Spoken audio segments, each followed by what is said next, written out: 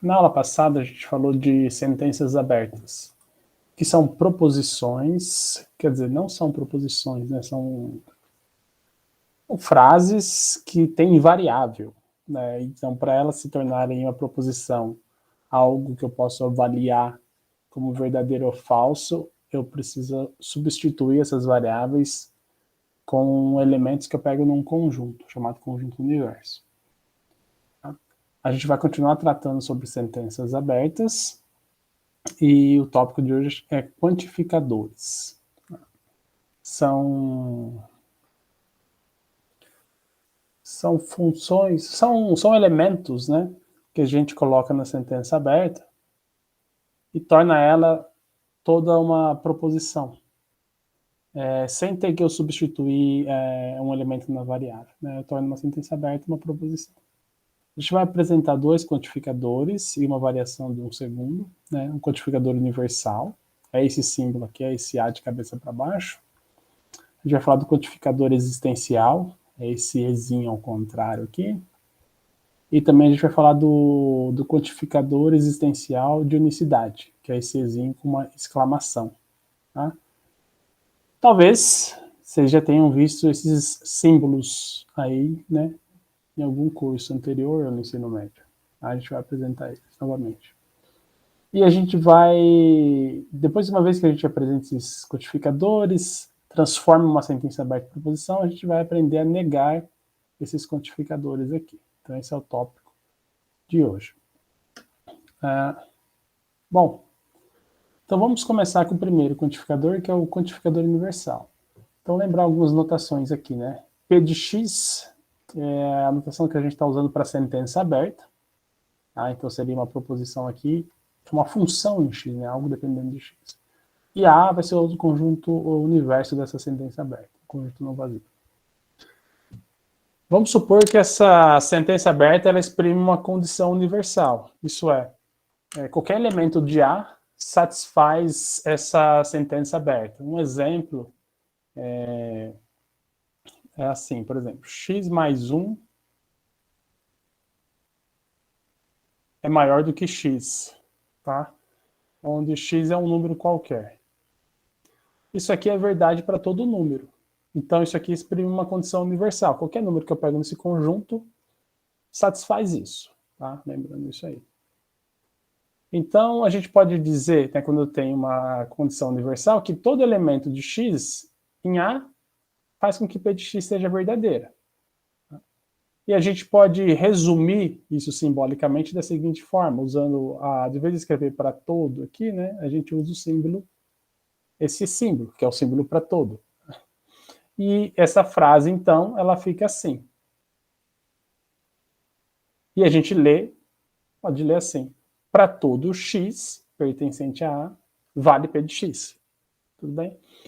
Então, aqui, quando a gente aplica isso aqui, a gente fez uma quantificação com relação à sentença aberta. Tá?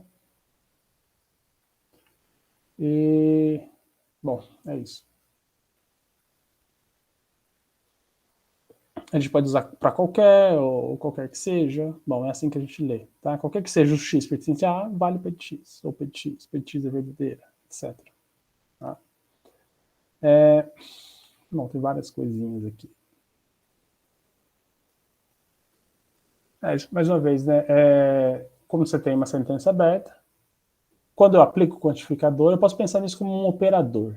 Tá? Então, eu tenho uma sentença aberta, está lá P de x, e eu posso aplicar um quantificador nela. E ela, né, sentença aberta, com o quantificador, isso aqui passa a ser uma proposição. Qual que é a diferença de sentença aberta para proposição? Proposição, novamente, né? Sentença aberta não sei avaliar, a menos que eu substitua x. Proposição, a gente está fazendo isso desde a primeira aula, eu sei dizer se é verdadeira ou falsa. Por quê? Na hora que eu coloco assim a frase, para todo x a sentença aberta é verdadeira, você só tem dois caminhos. Ou é verdade isso que eu estou falando, ou é falso isso que eu estou falando. Então, né,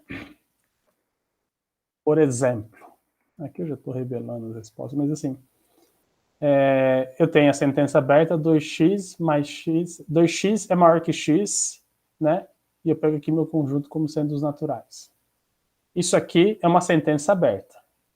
Então, por exemplo, quando eu tenho sentenças abertas, eu fico buscando o conjunto verdade, né? E aí a gente nota que toda vez que eu substituo um número aqui, isso aqui é verdade. Então, o conjunto verdade dessa sentença aberta é o conjunto dos naturais. Isso exprime uma condição universal. A sentença aberta aqui é universal. Então, quando eu aplico o operador quantificador universal, para todo x pertencente aos naturais, 2x é maior que x. Isso aqui se torna uma proposição e eu posso avaliar se é verdadeiro ou falso. Nesse caso, é verdadeiro. Basicamente isso. Então, a gente tem outros exemplos aqui, né? Por exemplo, se eu trocasse o meu conjunto universo aqui pelos reais, essa proposição aqui não é mais verdadeira, ela é falsa. Por quê? Se eu pegar, por exemplo, x igual a menos 1, eu vou ter que menos 2 é maior que menos 1, se eu substituir aqui, né? E isso vai ser falso, isso aqui não é verdade, né? Então, dizer que para todo x isso é verdade, não é verdade. Isso é falso. Então, essa proposição aqui é um exemplo de proposição falsa, quando eu apliquei o quantificador universal. Bom, aqui um outro exemplo. Para qualquer número que eu pegar, ele ao quadrado é maior que zero. Bom, isso é verdade. Tudo bem, isso aqui, alguma dúvida nessa parte? Você me dá uma sentença aberta, eu aplico o quantificador universal, aquilo se torna uma proposição. Aí eu posso avaliar se ela é verdadeira ou falsa. Tá? E aí basta só olhar a sentença, né, e entender. Algumas outras definições aqui. Tá? Quando eu estou olhando para a variável na sentença aberta, sem quantificador, a gente diz que ela é livre. Tá? E quando eu aplico o quantificador, a gente passa a chamar ela de variável aparente. Tá? Porque o que acontece é o seguinte, vamos mais uma vez, né? Eu fico meio repetindo, mas espero que vocês não cansem. Eu tenho aqui, essa é uma sentença, x² menos 4 igual a zero. Ela é a sentença aberta, x² menos 4 igual a zero. Não sei dizer se ela é verdadeira ou falsa, a menos que eu vou atribuindo valores para o x. Então, o x aqui está livre, eu posso substituir qualquer valor de x no meu conjunto. Quando eu coloco isso aqui, para todo x pertencente aos reais, x² menos 4 é igual a zero, eu já tenho uma frase de sentido completo. Já faz sentido o que está escrito aí. Então, esses xizinhos que aparecem aqui faz parte do texto, faz parte da frase, mas não é algo que eu vou ficar substituindo lá para verificar se é verdadeiro ou falso. Claro, para eu avaliar isso no geral, eu vou ter que estudar a equação e ver se realmente vale para todo x. Mas quando eu olho essa frase, eu consigo só avaliar se ela é verdadeira ou falsa. Tá? Eu não vou precisar ficar trocando ali e ela vai ficar mudando em cada caso. Não, isso não acontece. Então, por isso que é uma variável, mas a gente chama de variável muda ou aparente. Tá? Então, aplica o quantificador, a variável livre deixa de ser livre e vira aparente. É só essa a definição. Da mesma maneira que a gente tratou aqui, a gente tem um outro quantificador, que é o quantificador existencial, né? O símbolo de existe. Então, o texto aqui está muito parecido, então só fui substituindo umas coisas aqui, então para você ler é fácil de acompanhar. É a mesma história. Eu tenho uma sentença aberta e um conjunto universo para minha sentença aberta. Tá? Eu posso aplicar o seguinte operador. Esse aqui, de existe x. que significa isso? Significa que ele está dizendo o seguinte: existe um elemento em A tal que torna P de x verdadeira. Tá? Aqui não é o caso da minha sentença aberta, ela exprime uma condição universal, mas o que a gente diz que ela exprime uma condição possível. Tá? Existe algum elemento ali que ela é verdadeiro. O conjunto verdade dela não é vazio, mas também não é tudo. Tá? Não necessariamente precisa ser tudo. Então a gente pode ler como existe pelo menos um x pertencente a A tal que satisfaz essa sentença. Para algum x pertencente a A, né, o P de x é verdadeiro. Ou existe x tal que P de x é verdadeiro. Então, da mesma forma, né, aplicar esse operador é chamar que a gente fez uma operação lógica de quantificação existencial. Antigamente era, o anterior era quantificação universal. Esse é o existencial.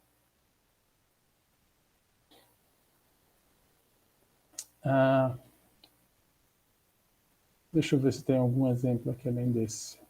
Tem esse exemplo aqui. Deixa eu pensar num aqui. Aqui, né, isso foi no exemplo passado ali. X² menos 4 é igual a 0 é a minha sentença aberta. O meu conjunto universo eu vou colocar como sendo o conjunto dos reais. Né? Olhando essa sentença, eu sei que x² menos 4 é igual a 0, é a mesma coisa que dizer que x² é igual a 4. Isso eu tenho soluções quando x é igual a 2 e x é igual a menos 2. Opa! Né? Tem duas possíveis soluções para essa equação de segundo grau aqui, 2 e menos 2. Não tem mais. Né? Então eu sei que se eu escrever para todo x pertencente aos reais x² menos 4 é igual a 0, eu sei que isso é falso. Porque só vale para 2, não vale para todo mundo. Mas se eu escrever existe x pertencente aos reais, tal que x² menos 4 é igual a 0, isso é verdadeiro. Então, né, porque existe pelo menos um que satisfaz. Aqui tem dois. Né? Existe pelo menos um que satisfaz. Tudo bem? Então essa é a quantificação. Aqui algum exercíciozinho. Escreva em linguagem simbólica a frase alguém vive na Lua. Então, como é que eu vou escrever isso? Né? A gente está pensando em pessoas. Tá? E o quantificador aqui que a gente está usando é alguém, ou existe alguém, né? Existe algum elemento do conjunto dos seres humanos. Tá? Então, só para a gente brincar aqui, o conjunto universo aqui vai ser o conjunto dos humanos. Tá? E minha sentença aberta aqui é H vive na Lua. Então, se eu fosse escrever essa frase em linguagem simbólica, né, ficaria que existe pelo menos uma pessoa, né, no conjunto dos humanos, tal que ele vive na Lua. Tudo bem? Esse é um exemplo do livro também. Então a gente pode escrever algumas frases em linguagem simbólica. Um outro exemplo aqui, a proposição existe x pertencente aos reais, tais que 2x mais x é verdadeira, desculpa, a proposição, vou ter colocado aqui entre aspas, né? Essa proposição é verdadeira. De fato, basta eu achar um elemento que satisfaz a equação, eu sei que isso aí está na verdadeira. Né? Com o quantificador universal, isso é falso, porque a gente viu que os negativos não satisfazem essa equação, por exemplo. Um outro exemplo aqui. Eu pego o conjunto A, que vai de 1 até 5, e a sentença aberta dizendo que x é par. Né? Se o x é um elemento de A, x é par. Se você aplicar o quantificador existencial, essa sentença, né, ela passa a virar uma proposição verdadeira. Porque você tem, por exemplo, que o 2 e o 4 são números pares e estão no conjunto. Então, existem elementos em A, tal que eles são pares. Claro que o universal vai ser falso, porque a gente vê que o 1 e o 3 e o 5 não são pares, então não vale para todo mundo isso.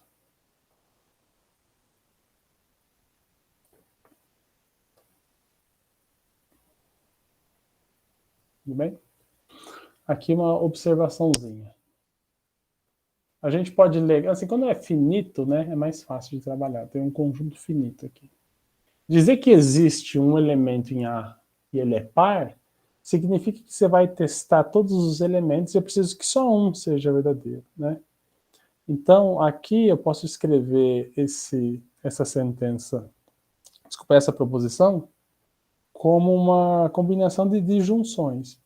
Ou 1 é par, ou 2 é par, ou 3 é par, ou 4 é par, ou 5 é par. Né?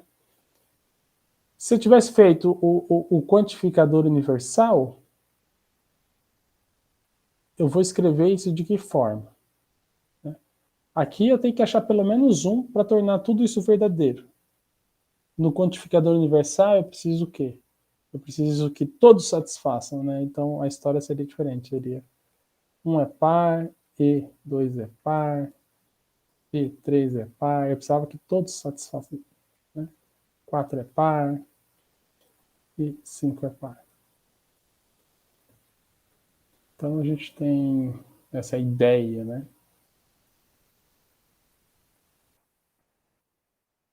Tudo bem até aqui? Então, vou pedir que você tentem participar um minutinho. O exemplo é o seguinte, né? Qual quantificador que eu coloco nas sentenças aqui, A, B ou C, para que elas fiquem verdadeiras? Né? Eu tenho duas opções, o existencial e o universal. Qual que eu coloco aqui para que torne ela verdadeira? Por exemplo, no A, o que eu coloco? Né? Eu vou fazer duas opções aqui, né? Para ver se vocês entendem.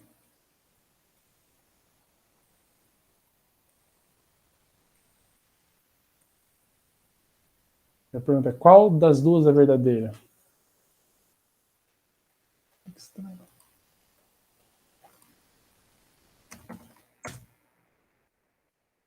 Nelson, Pois não, tá dando pra me escutar? Sim, eu só estava preocupado, achei que não tinha ninguém na sala. A letra A seria existencial, Sim, também. Por que não é para tudo? porque 1 elevado a 1 não é maior que 1. Ótimo. Então não funciona. Então esse aqui é falso, esse aqui é verdadeiro. Vamos completar aqui. Qual que seria para B?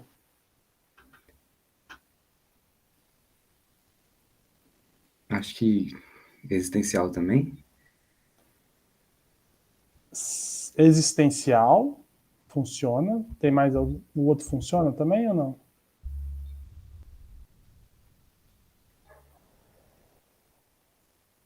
Acho que não. Será?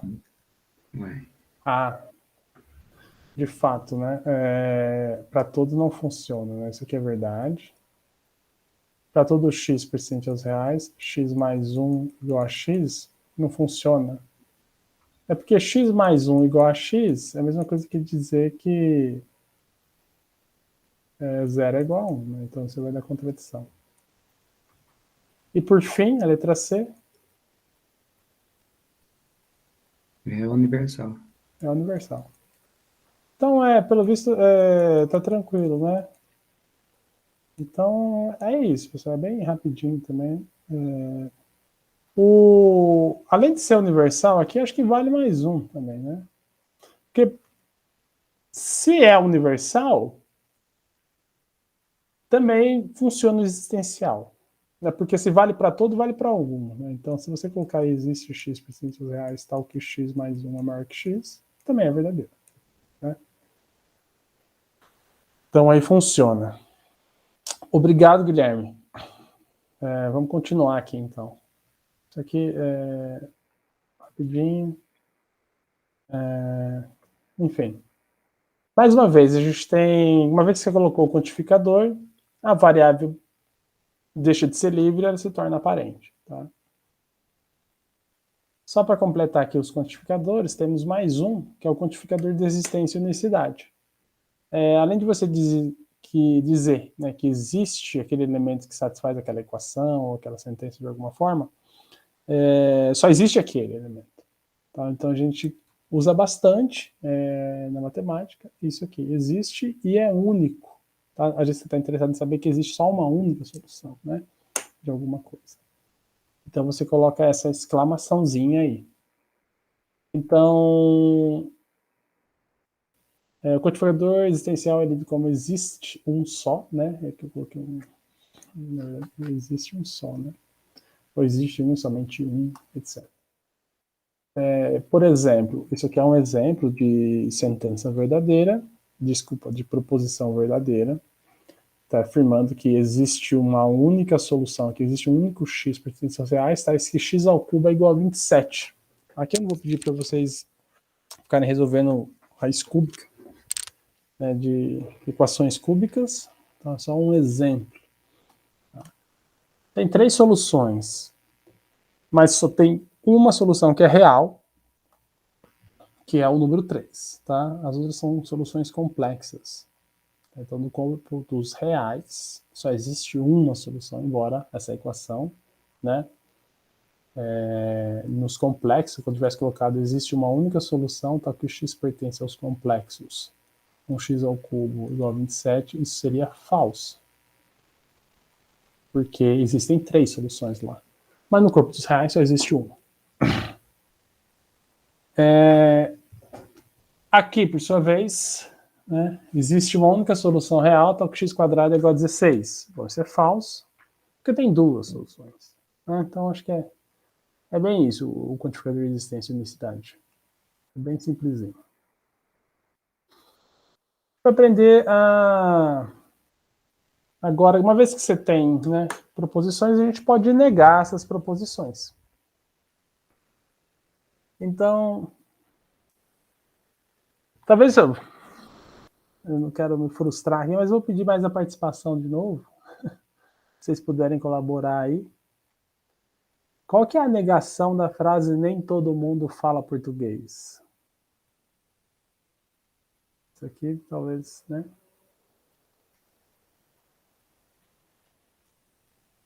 Como que eu nego essa frase?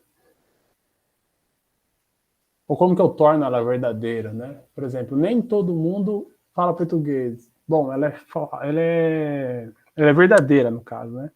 Se eu quero negar ela e tornar ela falsa, o que eu deveria falar? Ficaria todo mundo fala português? Ótimo. E a outra, então? Vamos terminar, Guilherme. Senão... Todos somos de Minas Gerais. Qual que é a negação dessa? Ninguém é de Minas Gerais? Opa. Bom, quase. Essa não é a negação. Nem todos são de Nem Minas todo. Gerais. Então, é nesse detalhe aí que eu queria pegar vocês, né?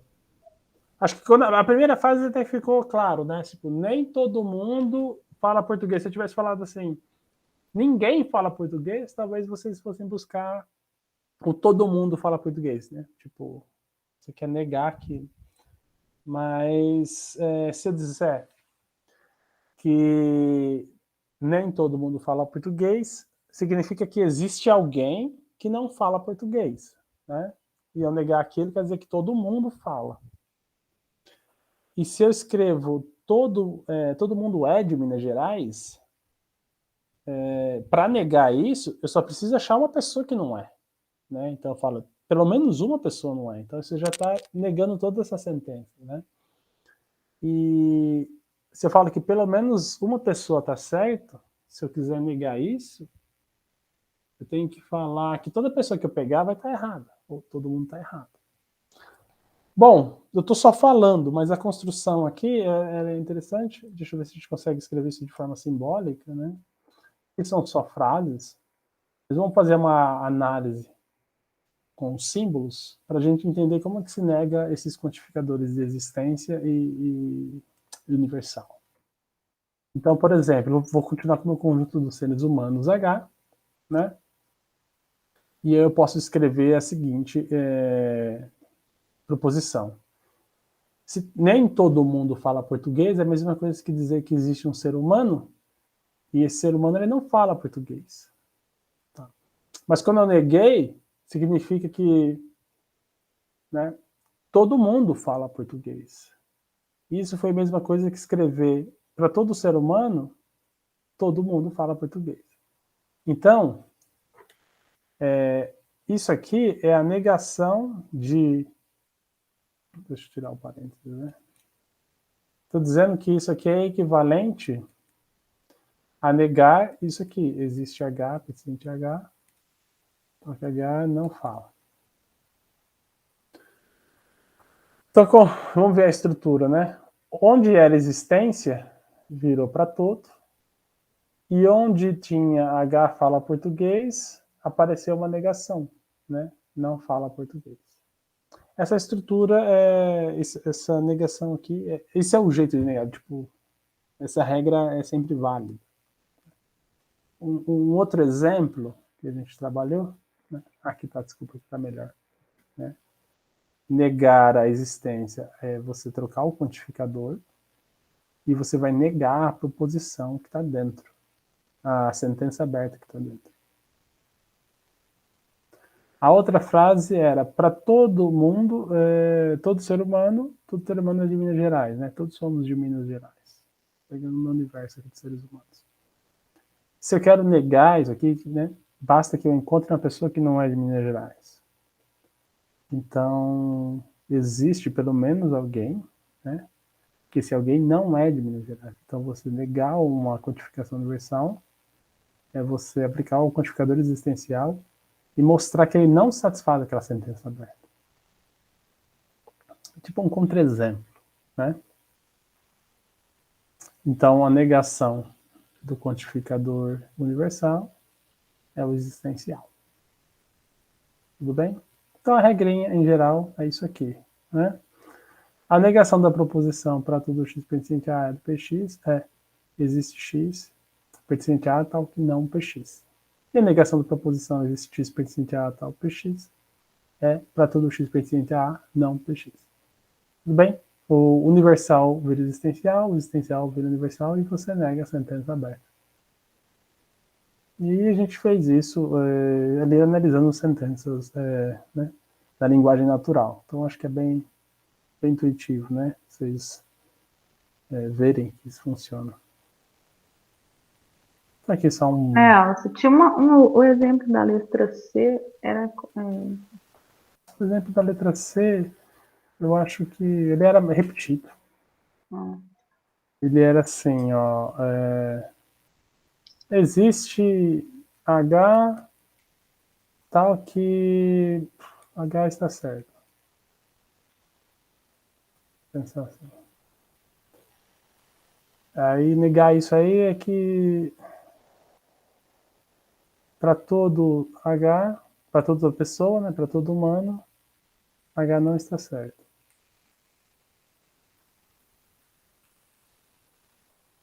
Mais ou menos isso. Eu falo conjunto dos humanos, poderia ser um conjunto de pessoas na sala de aula, né, alguma coisa assim. Mas você vai trocar, né, para dizer que pessoa, né, se tem alguém que não está certo, não, se sempre tem alguém que está certo, você quer falar assim, não, isso não é verdade. Então, é que não tinha ninguém ali que estava sabendo, né? Então, tá todo mundo errado.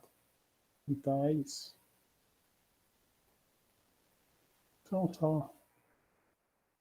Eu só não coloquei ele porque ele era mais do primeiro, igual ao primeiro, né? Só que a frase estava construída de outra forma.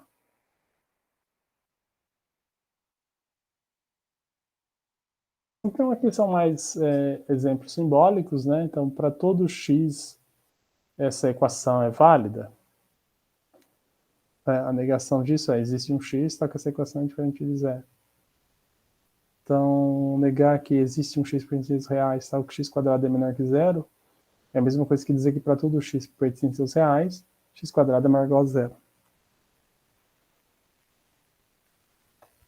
essas coisas são importantes, né? Em alguns, vocês vão usar isso bastante, né, nos cursos mais para frente. Aqui é só mais uma definição, mais uma vez sobre contra-exemplo, né? Contra-exemplo é aquilo, você tem uma hipótese, você quer concluir uma tese, mas se aquilo não for válido, quer dizer que você consegue achar algo que satisfaz a hipótese, mas contraria a tese. Então aqui é a mesma coisa, estou dizendo que uma sentença universal, né, é universal, mas se eu quero mostrar que ela não é universal, basta encontrar alguém que está no conjunto e satisfaz a negação daquela sentença, né? Aqui acho que tem, já falei desse exemplo, né? Por exemplo, eu tenho essa equação aqui que por algum tempo acreditava-se que era uma fórmula de primos, de criar números primos, né? Então, se eu colocasse qualquer inteiro aí, você dá um primo. Mas ela funciona até um certo número, né? De 1 até 40. Então, para você pegar o x igual a 41, isso já não dava certo. X quadrado mais x mais 41, isso vai dar... Eu vou conseguir criar um número composto aqui que não é primo. Isso aqui é um exemplo de contra-exemplo, no caso. Outras frases aqui, né? Módulo de x é sempre diferente de zero. Isso não é verdade. X igual a zero é um contra-exemplo. Enfim, a aula hoje é muito curtinha, né? A gente já encerrou, na verdade.